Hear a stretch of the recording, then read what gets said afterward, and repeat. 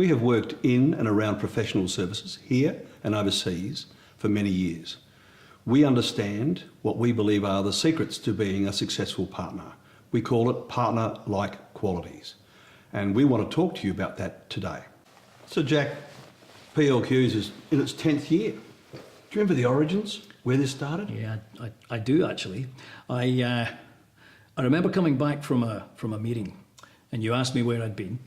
And I said, you know, I've just met with this lady and she is absolutely the epitome of what it takes to become a partner in professional services. And I remember you asked that question that you always ask me, which is, how do you know that? And that then started a whole dialogue about, I guess, those intangible qualities that you know them when you see them. And we actually set about on a bit of a journey to say, I wonder whether we can identify those. I wonder whether we can actually measure them to some extent. And that's what's given rise to the Partner-like Qualities framework, working closely with the global leader in psychometric profiling to actually have something that can grab these intangible qualities. First up, let's be clear on who the audience is for this. The audience is either an individual who aspires to be a partner or perhaps already is a partner in professional services. The second audience is likely to be someone within a professional services organisation who's trying to assess the talent that they have coming through the organisation. So those are the two particular areas, two particular audiences that would have an interest in this. In terms of what it is, it's an online questionnaire that you complete. And there are three things that come from the completion of that questionnaire. Firstly, you'll get a profile that actually goes through the key elements of partner-like qualities. Secondly, it will give you some sense as to the environment that, all things being equal, needs to exist for you to be successful. And thirdly, it will also tell the person looking at that instrument whether or not you've been too hard on yourself or whether you've actually been less self-critical than perhaps you might have been. And that'll be really useful. In terms of what it actually is, there's 4 components to it. And these 4 components are as follows. Firstly, getting it right. Getting it right is about strategy, it's about how you solve problems, and it's about how you keep up to date with the many technical aspects that you need to keep up with to be successful in professional services. Secondly, it's about getting it done. And that does what it says on the tin. That's about your ability to deliver, your ability to complete work, but it's also about those fundamental success drivers in professional services, which are about how you win work, how you sell, and how you have an achievement drive to win new business. So getting it right and getting it done. Thirdly, getting it across. Getting it across is about your influence, about your reach, about how you communicate with others, how you lead, and how you make decisions. And then fourthly, we talk about getting along. Getting along is about how you collaborate, how you work with others, how you work within a team, and it also looks at that really important aspect about how resilient you are and how you bounce back and how you deal with the multiple facets of leadership in professional services. Getting it right, getting it done, getting it across, and getting along. Partner-like qualities. Jack, we spent some time talking about the content of the model of partner-like qualities. Here's a report of the model.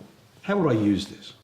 So Roger, if you are the recipient of this profile, or perhaps you're the person who is looking at someone else in terms of whether they're the talent that you're looking for from a partnership point of view, there's a few things that leap out really quickly about it. I'll just give you some of the highlights of it. But clearly this individual looks as if they've got a particular strength in what we call the getting it across category. They're off the scale to some extent with respect to relationship building. They also show some excellent traits around leadership, decision making, and also their ability to persuade. They've also got some real strong points around getting along. So all things being equal, this looks as if this individual is going to be quite a team player. It's going to be someone who seeks to collaborate, someone who seeks to work in a team environment. Fantastic, that's great. If we then go to the getting it done piece, again, there's a couple of really interesting points here. I look at this individual and I say, this looks like someone who is going to be quite commercially astute. And when you combine that with the relationship building aspects, their ability to work in teams, this looks like someone who's going to be able to sell and develop business. So fantastic. The challenge comes from the getting it right piece.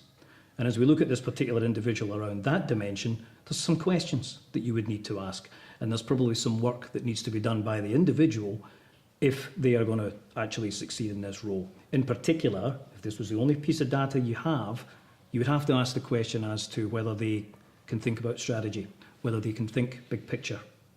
And also in the trusted advisor piece, that's really critical, because this profile would suggest that this individual might not be that comfortable about having a view, about being a thought leader. And again, that's a key thing from a partnership point of view. The big issue for me as I look at this would be if this person was supposed to be a technical expert or running part of the firm, this getting it right piece would have to be investigated a bit further. If, however, the role is orientated towards market, presentations, being good on their feet, this could be the perfect person. So that's a quick pass about really rapidly how you could assess the partner-like qualities of whomever this is. It is one source of data, just one. What else do you do around the PLQ framework that makes a difference? Well, absolutely. That gives you a snapshot, but it's a self-assessment. And therefore it's the view of the individual as to how they see themselves. So one of the next steps, quite properly, would be to try and understand how others see that person. And that can perhaps provide a view that validates the findings that's in the PLQ, or it may actually provide a slightly different perspective. So when we're working with leaders in professional services, invariably we will say, let's get a view from others. Let's get a view from people that you work with. Let's get a view from your clients.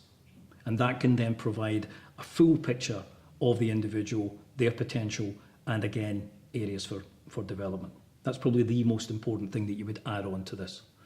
You also can look at it in terms of, from a talent assessment perspective, if you're using this framework for all of your talent coming through, you'll actually be able to pick the particular trends, and then you can look at what we have to do from an overall development perspective to make sure that our talent is actually equipped in the way in which we need it to be equipped.